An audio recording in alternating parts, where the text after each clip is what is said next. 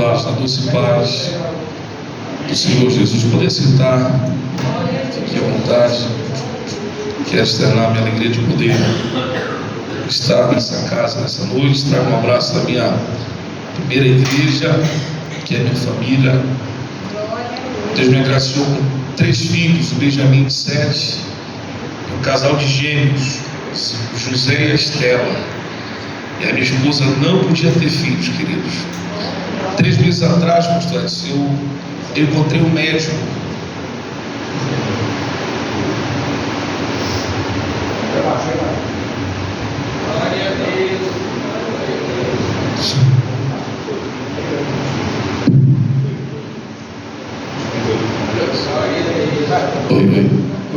Oi. E há 3 meses atrás eu encontrei um médico que o adventista disse que a gente não podia ter filhos. E eu surtei. Eu saí correndo atrás dele, peguei ele pela mão para apresentar os meus filhos para ele, dizer que Deus faz milagres. Então, alegre de poder estar aqui com os irmãos. Deus nos agraciou também com a dádiva de pastorear, cuidar de ovelhas. A gente pastoreou muitos jovens em Belém por um tempo e agora nós estamos pastoreando, cuidando de ovelhas mais pertinho, né? Ali na toca, como o Elton falou, aqui no lugar que nós estamos ali servindo ao Senhor. E bom ver nessa noite aqui, amigos. Eu tenho uma frase que eu digo que tem pessoas que a gente conhece e tem pessoas que o Senhor nos apresenta. Aquelas que o Senhor nos apresenta, elas são chaves proféticas para mudar a nossa vida. Esses 2 homens de Deus aí, a gente já tem um tempo de estrada junto aí, de amizade. E o japazão de uma amizade, querida, é o tempo, a distância e a fidelidade. Se o tempo não foi capaz de apagar uma amizade, nem a distância, porque essa amizade vale a pena. E amigo verdadeiro é aquele que te defende na sua ausência. A gente tem uma leitura, uma semântica de amizade, que é amigo aquele que chora, nem sempre. Porque nós somos emotivos por natureza, nós choramos por tudo, mas amigo de fato é aquele que consegue ver você subir no pódio e aplaudir lá embaixo, aquele que consegue celebrar as suas vitórias, celebrar as suas conquistas. Esse de fato é amigo de verdade. Eu já vou ministrar, mas eu quero indicar para você um filho que Deus me deu, que é esse livro, que é um convite à ativação para uma liderança imparável. Eu toco em alguns pontos aqui que eu ainda não vi ninguém abordar, e um deles é como cuidar de um jovem, um adolescente com dúvidas na sua sexualidade. Eu falo sobre isso aqui. Um dia me perguntaram no podcast qual a maior dificuldade de um líder atual. Eu disse: pregar uma mensagem imutável em um mundo que muda constantemente. Essa é a maior dificuldade de nós pastores. E aí eu falo sobre modernizar sem modernizar. Porque talvez Deus está transicionando a igreja por um tempo e a gente não quer sair. Exemplo, se chegar no inverno e você continuar com a roupa de verão, você vai passar uma dificuldade, passar frio. Porque muda a estação, muda a roupa, sim ou não? Em Hebreus 1, a Bíblia diz que Deus falou por meio dos patriarcas, dos profetas, e agora ele fala por meio do Filho. Então Deus está sempre falando. Pastor, mas Deus não muda. Eu concordo plenamente com você que Deus não muda, mas Ele se move. Ele está se movendo. Eu tenho que entender esse movimento que Ele está fazendo. Fui pregar em Macapá 2 semanas atrás, e o forte lá em Macapá é JC e SCC. Aí o líder perguntou para mim assim: pastor, o que é o forte lá em Belém ainda? Eu disse: olha, a gente está trabalhando muito com célula, mas eu sei que daqui a 5 anos Deus vai virar uma chave e vai vir uma outra ideia, porque o reino de Deus se movimenta, querido. Eu tenho que entender essa mudança. Então eu falo sobre isso. Eu falo: discipule como Jesus. Se você parar no sinal de trânsito agora e evangelizar um flanelinha, é capaz dele te evangelizar. Ele fala tudo de Jesus para você. Por quê? Porque ele foi evangelizado, ele só não foi discipulado. E o desafio da igreja brasileira hoje é saber discipular corretamente. O artista do mundo que aceitou a Jesus, ele tem que passar pelos processos de discipulado que nós passamos. Banco, vir nos domingos, escola dominical, vir nos cultos de oração, participar do discipulado correto. E aqui eu abordo isso aqui. Eu falo aqui tocando o coração de Deus através da minha arte. A gente condicionou que Deus só quer usar quem prega e quem canta. Mentira! Deus quer usar você na sua profissão também. Deixa eu fazer uma pergunta. Aquela menina que estava na casa de Naamã, ela estava cantando ou pregando? Nenhuma das coisas. Ela estava trabalhando, Deus a usou. Porque Deus quer me usar na minha profissão. Esses dias uma jovem, esse pastor, ela se formou em medicina, não tem nem 6 meses. E ela abriu uma porta de emprego em Marabá. E ela veio pedir para mim orar. Eu disse assim: olha, deixa eu falar uma coisa. O teu emprego é um disfarce. Ela disse: eu não entendi. Eu disse: o teu emprego, a médica que você se formou, é apenas um disfarce. O que de fato você é embaixadora do reino. Então entenda por que Deus está te colocando ali.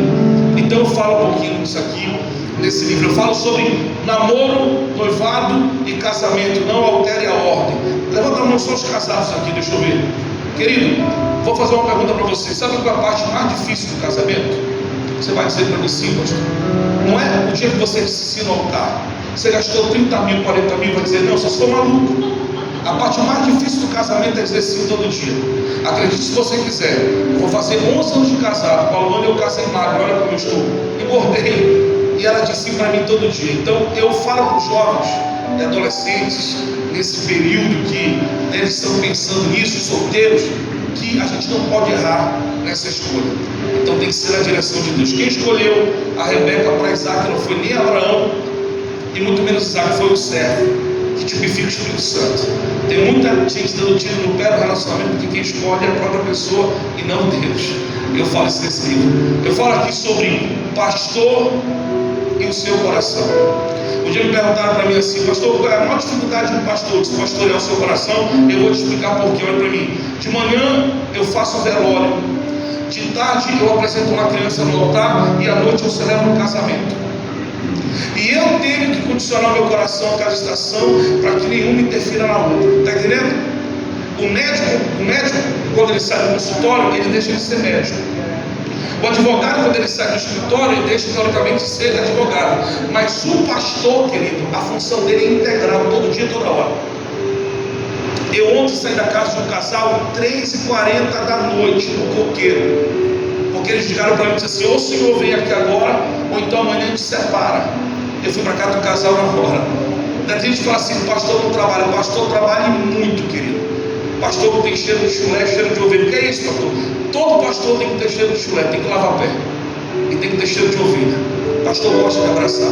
Sabia que o ministério de Jesus, já estou pregando, querido, o ministério de Jesus, 80% foi mesa e 20% foi púlpitos, pregando. As mesas são mais importantes do que os altares. Líderes são relacionais, eles gostam de contato, de olho no olho. Porque ninguém conseguiu desbancar a liderança de Jesus, porque ele era um líder relacional. Ele parava para ouvir, ele parava para comer, ele parava para conversar, ele tinha tempo para brincar com crianças. A maior obra que ele veio fazer foi nos salvar. Ele diz assim: eu vou abrir um espaço na minha agenda para começar um ministério dentro de um casamento, para provar o quanto a família é importante. Então eu falo muita coisa nesse livro aqui, que eu não abordei mais, mas tem muita coisa interessante, tá? Então se você puder, a oferta é para abençoar muitas famílias, começando pela minha, tá bom? Mas é R$30 o livro, você pode adquirir. Esse é seu, meu irmão. Aliás, depois pega o teu comigo, tá bom? Abra comigo a sua Bíblia, por favor, querido. Me empreste o coração por 15 minutos, eu prometo que... Trouxe, tá aí? Eu trouxe, tá aí? Eu trouxe, estão todos aí? Eu falo também sobre avivamento inconstante.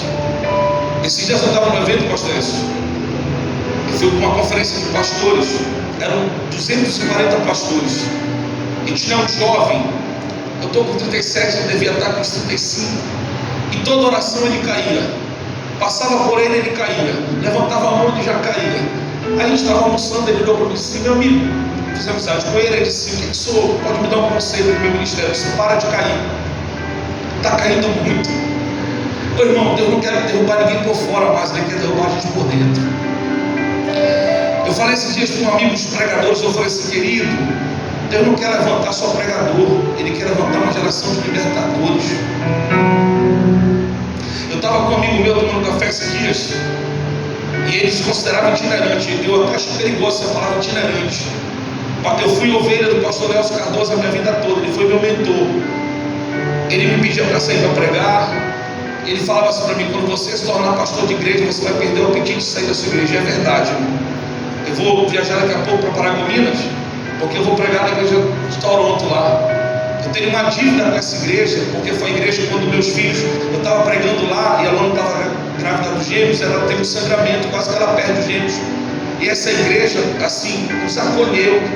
Enquanto a Luana estava no quarto, sendo examinada pelos médicos, a igreja estava toda embaixo orando. Então eu tenho uma dívida com essa igreja. Então quando eles me pedem para sair, eu oro no domingo e vou, porque o pastor não sai muito no domingo. Então assim, eu disse para alguns amigos, Deus está querendo levantar uma geração de libertadores, não só de pregadores.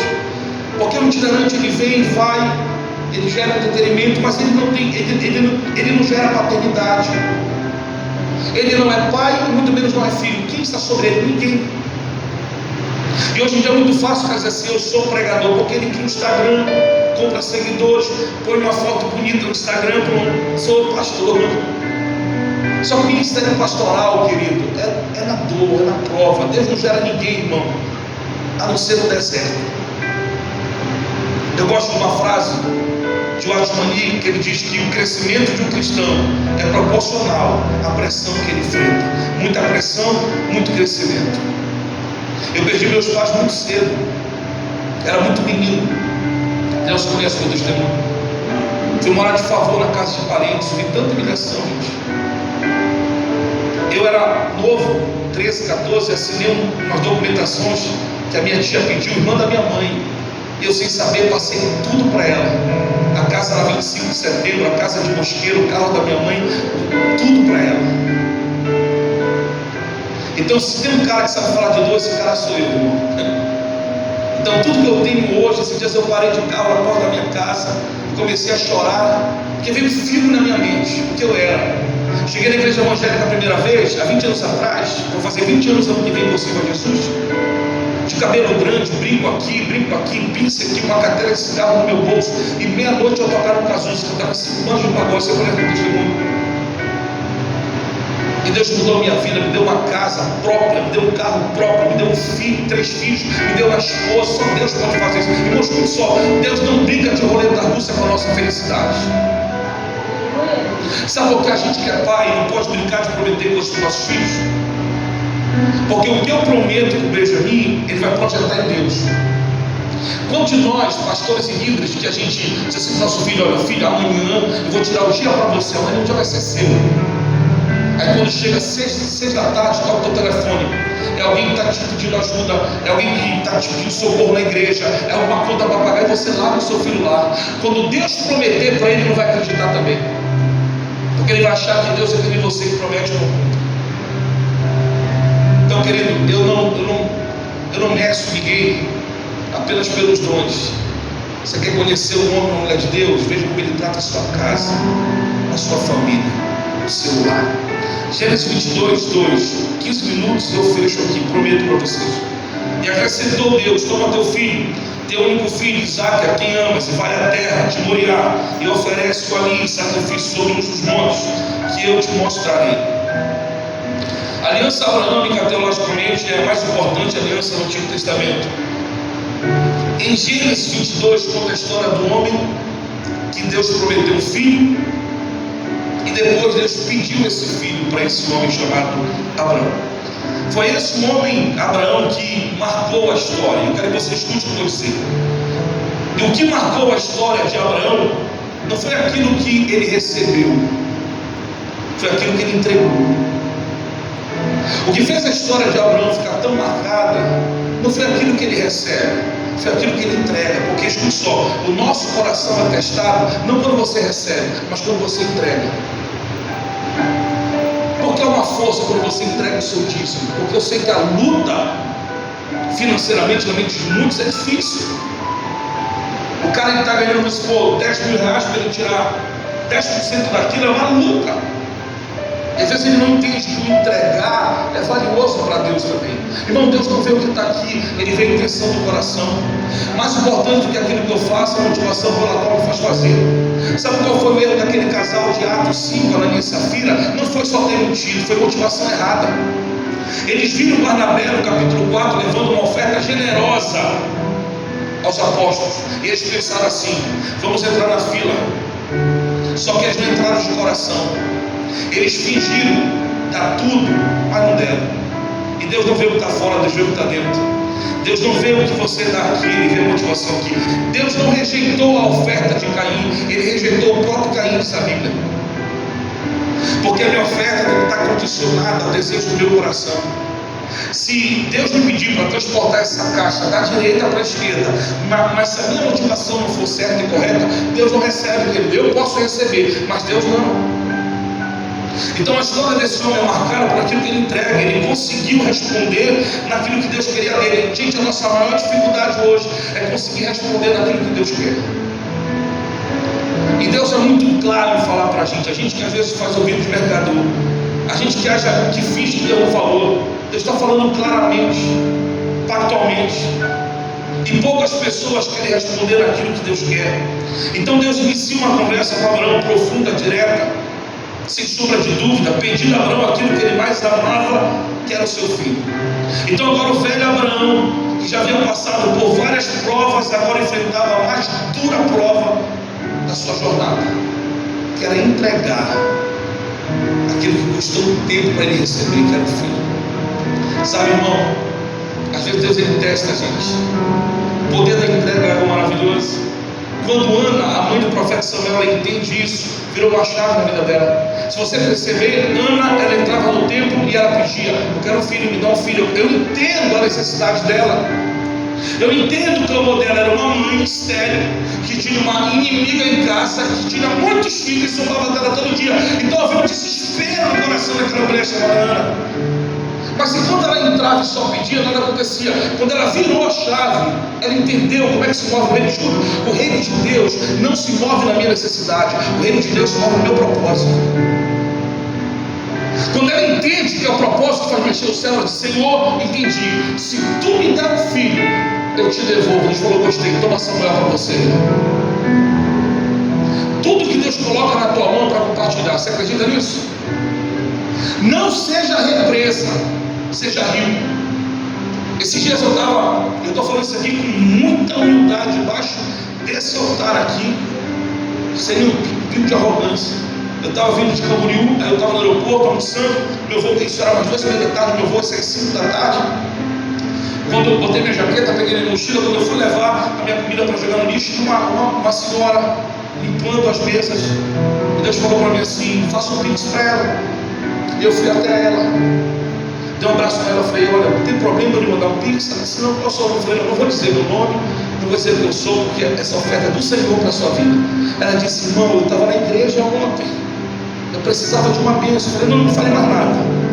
Peguei meu telefone, abri o aplicativo, quando eu coloquei um valor, Deus falou: não é esse valor, botei outro valor. Quando eu mandei para ela mostrar, ela falou: meu Deus, é o valor exato para a faculdade da minha filha.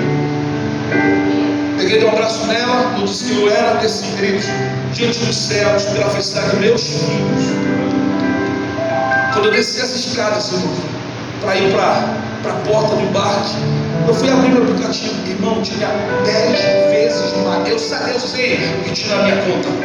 Eu sei o que tinha na minha conta. Tinha 10 vezes mais do que eu dei para aquela mulher. Na hora eu parei e comecei a chorar. Deus falou para mim assim: a partir de hoje você não vai ser represa, você vai ser rio. O que tem em você, você vai entregar. O que chegar na tua mão, você vai estourar para os outros. Quanto mais você der, mais volta para você, querido. Não prenda de você, seja um rio.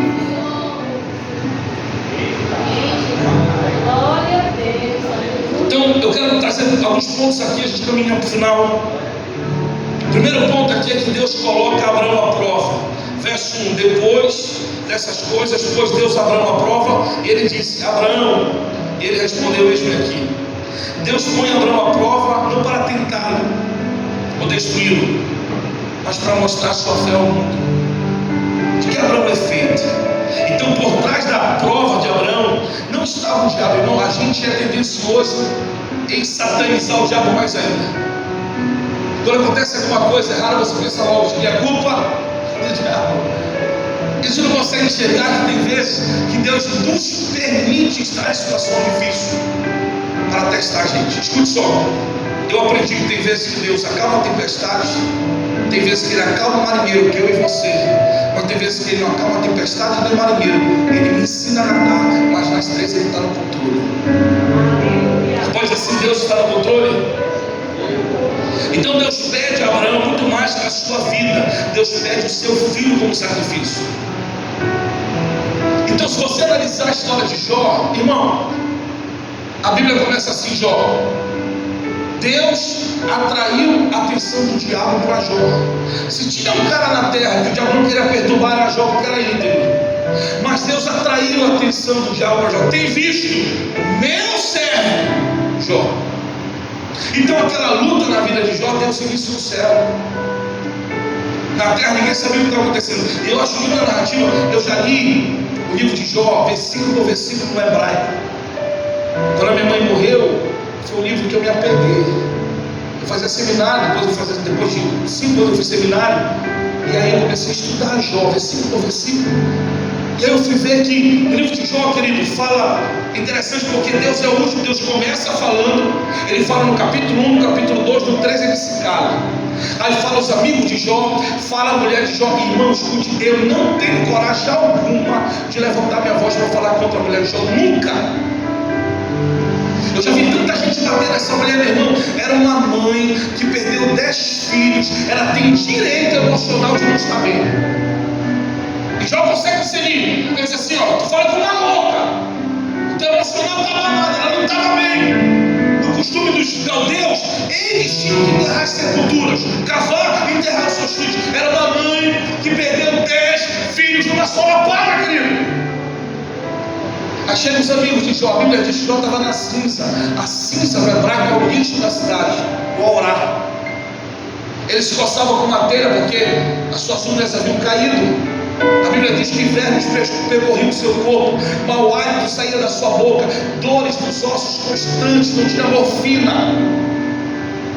Eu vou parar aqui, senão você não vai jantar. Monstrificado, imagina um homem monstrificado no meio de um monte de lixo. Achando os amigos de Jó. E o primeiro fala assim: quem sabe, Jó, você olhou para uma virgem, Deus está pesando a mão sobre você. Aí o segundo falou assim: Jó, quem sabe você gastou o seu dinheiro de uma forma ilícita e Deus está pesando a mão sobre você. Mas Eliú disse assim: Jó, eu não sei o que você fez, mas em todo o tempo Deus está certo. Deus não erra. Aí fala a mulher de Jó, fala os amigos de Jó, fala Jó, fala o diabo e Deus calado, querido. Pode analisar a narrativa. Deus cala no capítulo 3 e só volta a falar no 38. Enquanto isso, Jó está questionando. Jó não blasfema, mas ele murmura. Quando chega no 17, Jó fala assim: eu quero que o Todo-Poderoso desça e me diga onde foi que eu errei. Jó sabia que ele era justo. Quando chega no 21, Jó fala assim: Deus só está me atingindo como uma flecha porque eu sou mortal, mas se eu fosse um Deus como ele não me tocaria. Quando chega no 22, ele fala assim: existem moradores na terra piores do que eu, e por que tu aponta a tua lança para mim? É Jó. Irmão, o que matou os filhos de Jó foi o vento que bateu nos 4 cantos da casa. É o redemoinho e a casa caiu. Irmão, eu acho lindo como Deus faz. A pedagogia do céu é maravilhosa. O Pedrão, os outros pescadores não conseguiram pescar peixe a noite toda, pastor Edson. Aí Jesus se apresenta e fala assim: Pedro, reda um pouquinho no barco, joga a rede para o lado que eu vou te dizer e puxa. Aí veio muito peixe. Aí Jesus olha para Pedro e fala assim: agora larga tudo e me segue. Ah, querido, eu acho lindo como Deus trabalha. Deus vai encher o teu barco, mas entenda, a hora que Ele te mandar sair, sai. Porque quem controla a tua vida é Deus, quem comanda a tua casa é Deus, quem dirige a tua família é Deus, querido. Sim, irmão. Deus chega para Pedro quebrado, porque, irmão, Deus sempre vai nos colocar numa posição maior do que a nossa. Pedro era o quê? Pescador de peixe. E Deus levou ele para pescar? Para pescar? Vamos lá, pescar? E qual é a diferença? O peixe você pesca ele vivo para depois matar. O homem tu pesca ele morto no pecado para depois da vida. Deus sempre vai te colocar no propósito maior do que o teu. Deus nunca perde a abençoar. É quando Pedro nega Jesus 3 vezes, Jesus vai dele e fala assim: Pedro quebrado, Pedro estava quebrado. Jesus fala para ele: Pedro, vai lá, apacenta minhas ovelhas. Eu disse: mas como o cara está quebrado? Porque o nível que Deus quer da gente não é inteiro, é quebrado. Você só vai prestar para Deus quando você estiver quebrado. É por isso que Moisés ficou 40 anos no Egito para aprender a mandar. Aí Deus olha e fala: Moisés, eu vou te quebrar, vai no deserto para me descer mandato, porque para mim tu só presta quebrado.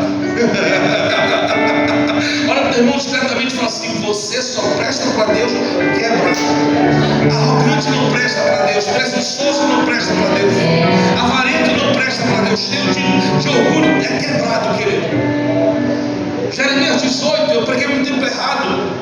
Eu dizia que o oleiro quebrou o vaso. Mentira, o vaso se quebrou na mão do oleiro. É espontâneo. Quando eu tenho que querer, eu me quebro. Aí quando chega no capítulo 38 de Jó, Deus se apresenta. Irmão, ele poderia vir como um urso, ele poderia vir como um leão, mas ele vem no meio de um redemoinho. Eu disse: Senhor, para que isso? Aí Deus falou: a área que você é mais ferido é que eu vou mais te usar. A área do teu medo, do teu trauma. Eu estava numa conferência atrás de uma argentina, Graziele. Ela ama o Roberto Carlos. Ela falou assim: pastor, eu amo o Roberto Carlos. E ela estava pregando para a gente, pastores lá. Irmão, essa mulher, ela tem um dom, querido. Argentina, ela já descobriu quantas crianças são sequestradas, e Deus dá a roupa da criança, aonde a criança está, o porão que a criança está. Aparece foto dela no jornal da Argentina. Ela mostrou para a gente lá os vídeos dos repórteres da Argentina entrevistando ela, porque Deus usa ela para revelar. Mulher assim do alto nível. Fique perto, muito assim. Eu estava de costa orando. E só Deus sabe, porque a gente acha que é pastor, deixa de ter trauma. Não. Eu tinha medos internos. E ela está ministrando sobre medos da alma. Querido, essa mulher não conversou comigo, ela nem do Brasil ela é. Nunca parei para tomar um café com ela, ela foi atrás de mim, segurou na minha costa e falou assim: eu arranco o teu medo. E ela falou qual era o medo, irmão. Eu disse: meu Deus, é Deus. Quando ela puxou, irmão, sabe, parece que saiu uma liga da minha costa, minha perna ficou mole, eu senti fraqueza nas minhas pernas e eu caí. Me garanto. Ela começou a ministrar a minha vida. Por que eu estou falando isso? Porque, irmão, estou levando a pessoas assim. Tem a maior referência hoje na América. Ano que vem, em janeiro, eu estou indo numa conferência do JB Carvalho. Dan McCollum. Esse cara é a maior referência da América atualmente. Quando o FBI não consegue resolver um crime, ligam para ele. Ele vai para dentro do FBI, da equipe de intercessão, e Deus revela onde está o cadáver, onde está o corpo, onde está a criança sequestrada. É o dom que Deus deu para ele. Deus dá isso para a igreja. Então, querido, a fé não é testada quando você está seguro e equilibrado. A fé é testada no meio dos vales, das adversidades. Deus vem lá em Jó 38 e revela para Pedro, para Jó o seu poder.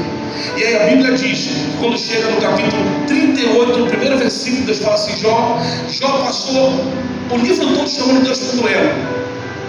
Jó passou o livro todo chamando Deus para uma conversa, uma assembleia, uma reunião, um gabinete pastoral. Quando chega no 38, Deus fala assim: Jó, cinge os lombos, porque eu vou te perguntar e tu vai me responder.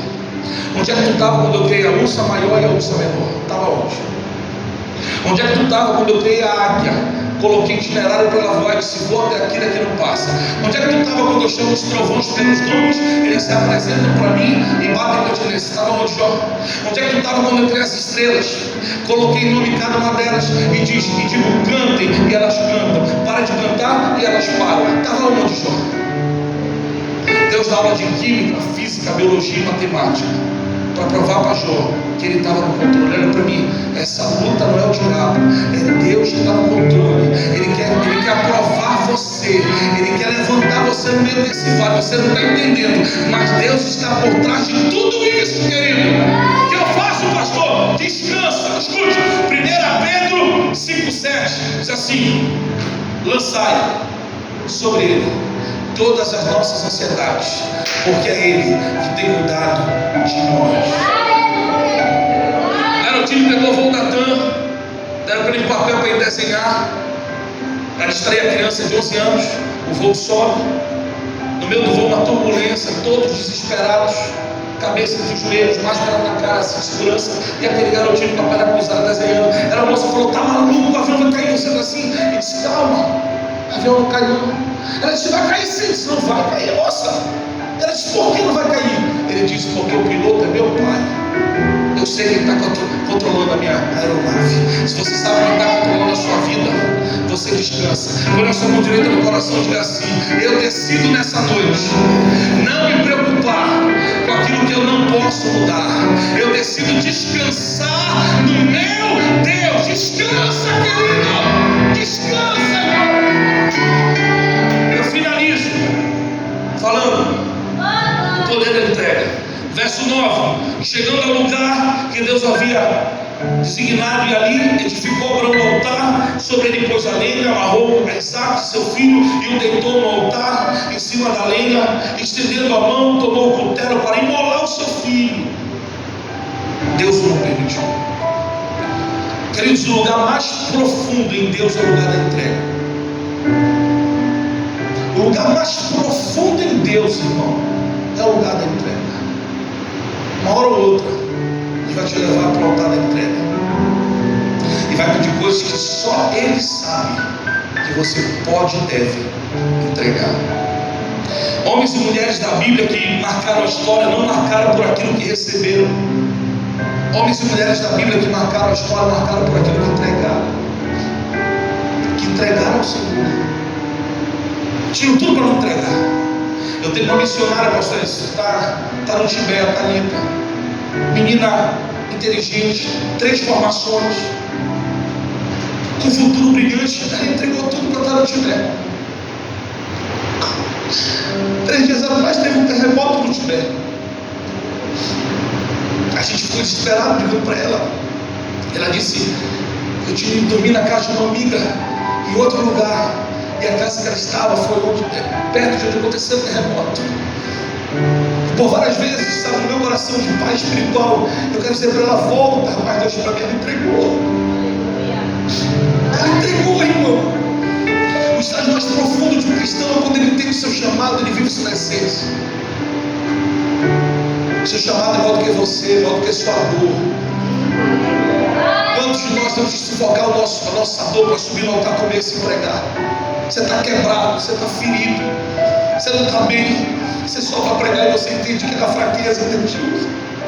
Porque, irmão, o poder não está no mensageiro. Jonas não queria pregar, Jonas não queria que ninguém se convertesse, mas foi a pregação mais bem sucedida no Antigo Testamento, porque o poder está na palavra e não no mensageiro, querido. Você pode não estar bem, a Bíblia vai estar bem. Você pode não estar inspirado, a Bíblia vai estar inspirada. Você pode não estar no seu dia, a Bíblia vai estar no dela, irmão. E é nos seus piores dias que Deus vai te usar. Eu estou com 37 anos. Eu tenho maturidade de adulto, porque eu já enfrentei tanta coisa. Irmão, a dor não me para. Um dia um amigo meu falou para mim assim: mas esse negócio, se Deus existe, porque a África está assim, o motivo das pessoas se matarem é isso. Isso é engraçado. Porque se a dor fosse a plataforma de suicídio, então vamos lá, por que tem morte nos países da Europa de primeiro mundo, no Japão, e não tem na África? Passa aquele avião pipa, já viu? Joga aquele saco de arroz, as crianças vão catando o arroz com a terra e vão comendo. Mas você não vê suicídio na África como você vê na Europa. Sabe por quê? Porque ali as crianças nascem sabendo lidar com a dor. A gente que é pai, irmão, a gente faz tudo para nossos filhos não sofrerem. Escute o que eu vou dizer aqui: mãe, pai, antes do seu filho ser seu, ele precisa ser de Deus. Você precisa dizer não para o seu filho. Ele precisa sentir algumas dores que a vida vai propor para ele, porque senão ele vai crescer, irmão, sem saber o que é sentir dor. E quando ele sentir a primeira dor, ele vai fazer uma loucura, porque o suicida não quer se matar. O suicida quer matar o que está matando ele. Aí ele faz uma besteira, dá um tiro na cabeça. Irmão, queridos, fé é geracional. Eu estava numa padaria com amigos meus, e 2 amigos meus, eles fizeram tipo assim, tirar graça na minha cara. E falaram assim: Marcelo, tu é cristão, tu era católico, agora tu é evangélico, agora tu é pastor, sim. E como é que funciona isso? Porque o teu filho Os teus filhos não têm direito de escolher o que eles querem ser. Tu obriga eles a ir para a igreja, eles já nascem crente. Que coisa chata, cara. Deus tinha, eles ficaram rindo de mim ali, deu uma palavra na hora. Eu disse assim: Júnior, vamos lá, tu é remista, né? E eu percebi que o mesário do Henrique, o filho dele, tinha 4 meses, o mais novo, que tem 2. Eu percebi que o Henrique, o aniversário dele foi, o mesário dele foi de 4 meses, e tu fez do remo. Ele disse: claro, eu vou deixar ele torcer para a loucura? Não, ele tem que ser remista. Eu falei: poxa, bem, peraí, se tu consegue passar para o teu filho um legado de futebol, eu não posso passar para o meu de fé? Responsabilidade minha, querido. Fé é geracional. O Deus que nós servimos é um Deus que trabalha de geração em geração. Deus é o Deus de gerações, querido. E o diabo tem tirado isso dos jovens. Quando eu peguei uma mãe, disse: pastor, ore pelo meu filho. Parece que ele está me confrontando na minha religião, ele está me confrontando na minha fé. Foi o filho pródigo. Quando a Bíblia diz que o pródigo sai da casa do pai e vai para uma terra longínqua, irmão, aquele pai era um judeu. E quando a Bíblia diz que ele vai para uma terra longínqua, essa terra longínqua é uma terra pagã. A psicologia diz que quando a criança ela tem 14 anos, em alguns casos, ela é tendenciosa a confrontar o pai. A primeira coisa que ela faz é na religião. Ela corta o cordão. Se o pai é evangélico, ela vai ser ateu. Cuidamos de uma jovem lá na DOCA que a mãe apresentou ela no altar, ela tem 16 anos. E sabe que ela chegou dizendo para a mãe um dia desse? Uns 3 meses atrás, hoje ela está melhor. Ela disse: mãe, encontrei meu lugar, eu sou filha de Iemanjá. A mãe dela disse: está queimada, eu te apresentei no altar, você é filha minha, você é filha de Deus. Eu falei: não, eu encontrei. Sabe onde ela estudava? Federal, faculdade, um negócio, irmão. É por isso que a nossa base familiar, irmão, vem de uma família católica. A minha avózinha não sabia ler e escrever, imagina, eu não podia pegar a coxa do frango sem rezar antes. A minha avó dizia para mim o que pode, o que não podia. Ela gerava em mim princípios de temor. Hoje não tem mais isso. A criança pode tudo, ela come onde ela quer. E o meu filho, esses dias, ele fez uma pergunta, pastor. Eu respondi, ele falou: pai, está errado. Eu disse: Benjamin, abaixa a tua bola, meu, de 7 anos, abaixa a tua bola, Benjamin. Tu nasceu agora, tu não viu a Copa de 94, Bebeto Romário. Tu não viu o Michael Jackson dele, eu vi. Tu não viu o Cid Moreira no Fantástico, eu vi. Então baixa a tua bola. Tu não viu o Mr. M, eu vi, meu filho. Baixa a tua bolinha, chegou agora no mundo, quer achar que sabe mais do que eu. Mas o tipo de criança são gerados. Aí tem uma outra problemática. Eu fiz uns 15 anos agora de um irmão que ele não é rico, não, irmão. Ele é muito rico. O filho dele é piloto. Sabe qual é o trabalho do filho dele? Ele vai para Buenos Aires deixar o cliente lá, na casa do cliente lá. O cliente não é crente, tem 2 famílias, uma no Brasil e uma na Argentina. Aí ele pega o cliente aqui, Buenos Aires, aí fica no hotel, sem fazer nada, e o cara lá, com a amante. Aí depois pega o cara e volta para o Brasil. Ele ganha 30 mil. Aí ele falou para mim: sabe o que meu filho gastou, pastor? Só de iFood, 14 mil de iFood. Meu filho não quer casar e não quer ter filho, porque ele não quer ter responsabilidade. Ele falou para mim. Eu falei: o que você falou para ele? Eu falei para ele: a minha herança é para quem me dá neto. A tua irmã, se me der filho, eu vou deixar para ela. O teu irmão mais novo, se me der filho, eu vou deixar para ele. Mas se você não me der filho e não me der uma esposa para você, eu vou deixar nada para ti. Mas é uma geração que não quer ter filho, mas quer ter cachorro. Eu fui na casa de uma irmã que quer agora visitar. Ela disse: Bino! Aí eu falei: é o cachorro. Aí veio o filho dela. Aí depois ela falou: Henrique, irmão, sem brincadeira, saiu o cachorro. O cachorro tem nome de Henrique, o filho tem nome de animal. Irmão, o mundo está maluco, querido. Então, se eu não tiver Bíblia na minha casa, querido, palavra na minha casa, irmão, eu chamei meus filhos esse dia e falei: vem cá, todos 3, vamos aprender o que é Halloween e o que é reforma protestante. Quem foi Lutero? Toma. Aí meu mais novo, José de Gaiato, ele falou assim: papai doce. Eu falei: nem completa a frase. Aí eu expliquei para ele: travessuras é bruxaria. Aí eles entenderam. Aí pergunta para eles: ela falou: não, isso não é de Deus, não. O judeu, a escola do judeu é dedicar 613 leis para depois ele sair. Aí como é que está hoje? Não, lá vão ter. Criança ora quando quer. Não. Nossos filhos precisam ser espirituais, proféticos. Sabe, querido, o budista ora 8 vezes por dia. O muçulmano ora assim. A pior coisa é trabalhar com o muçulmano.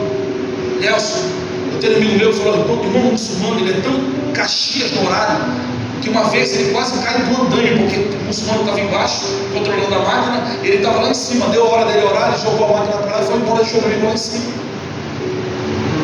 O budista ora 8 vezes por dia, o muçulmano ora 5, o judeu ora 3, e a gente crente, na prova nós ora. Eu estava no aeroporto de Guarulhos, apareceu do meu lado um cara, não era um cara que queria ser muçulmano, ele era muçulmano mesmo, sentou do meu lado. Quando deu 3h15 da tarde, no aeroporto de Guarulhos, onde o fluxo é constante, ele tirou um tapete, balançou, colocou no chão e começou a orar. Deus olhou para mim e disse assim: bonito com a tua cara, pegando o tacado muçulmano na oração. Ninguém tem o coração testado quando recebe, é quando entrega. Eu finalizo 1 Coríntios 11:23, porque eu recebi do Senhor o que também vos entreguei, que o Senhor Jesus, olha isso como é forte, irmão.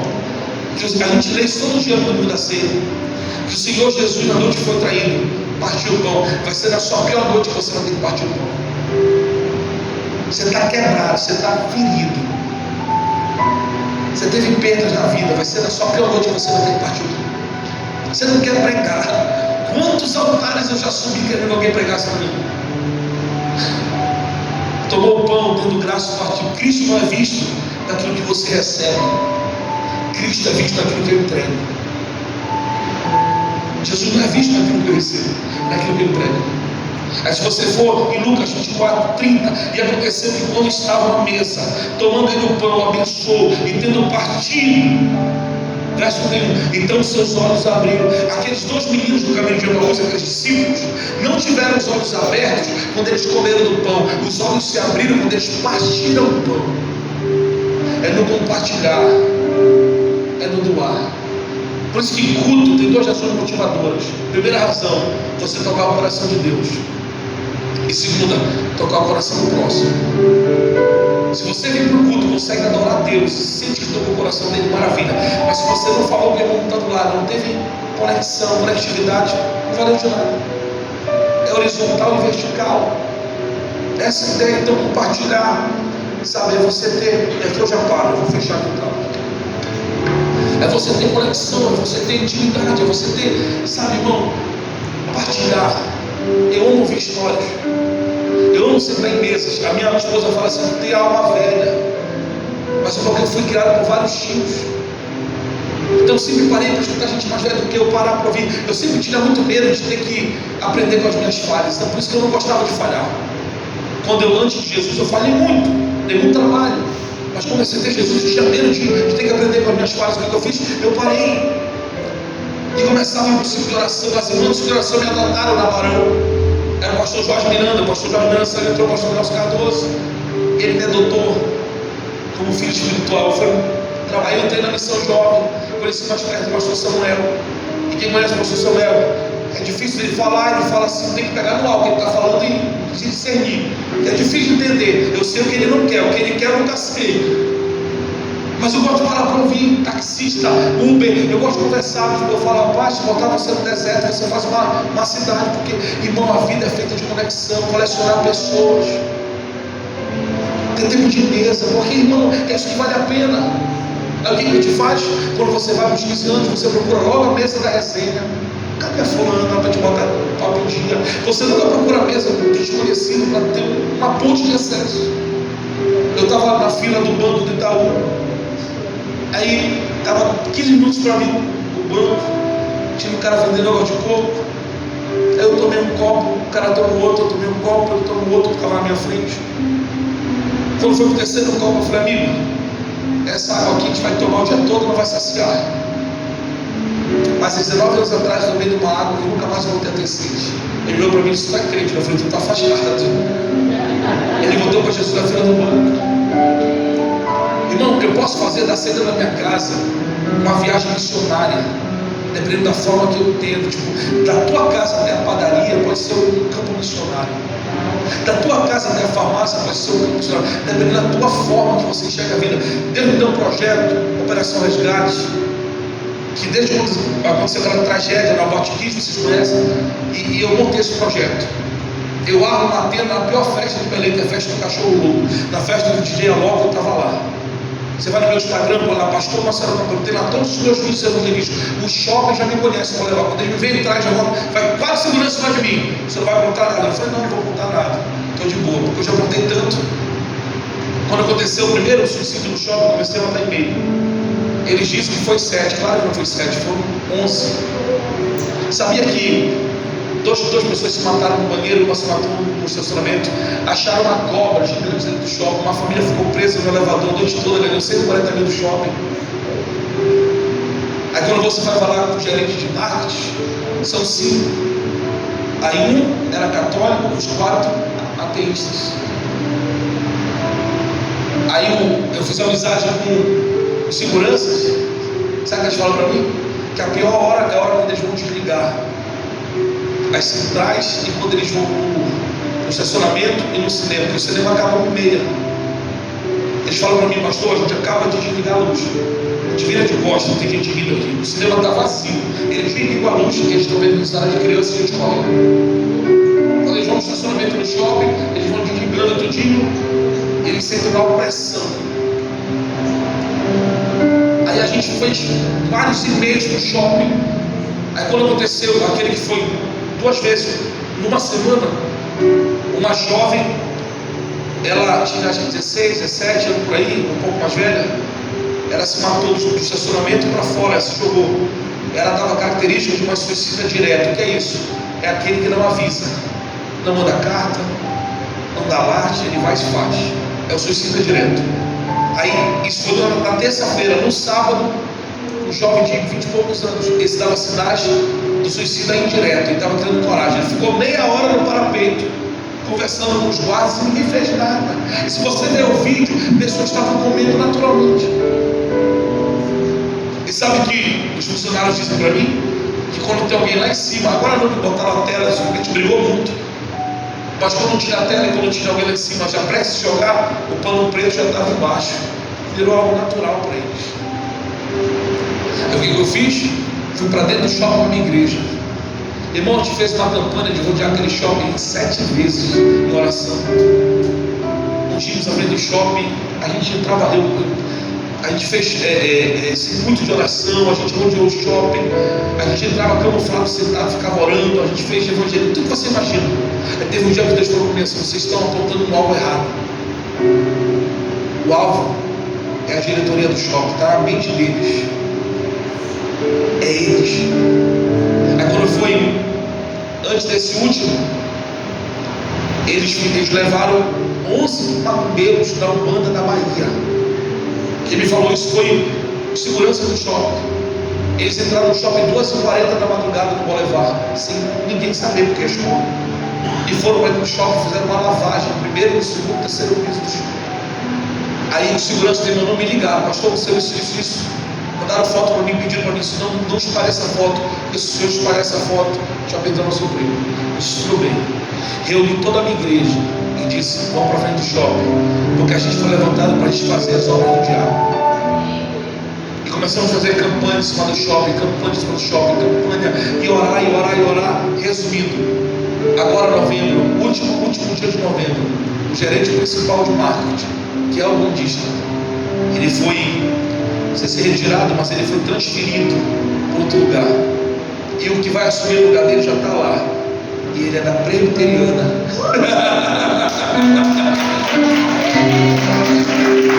Aí eu estou falando para você que vale a pena orar. A oração fala onde você não pode ir. A oração faz aquilo que você não pode fazer. A oração chega onde você não pode chegar. Deus abençoe a sua vida. Obrigado, querido.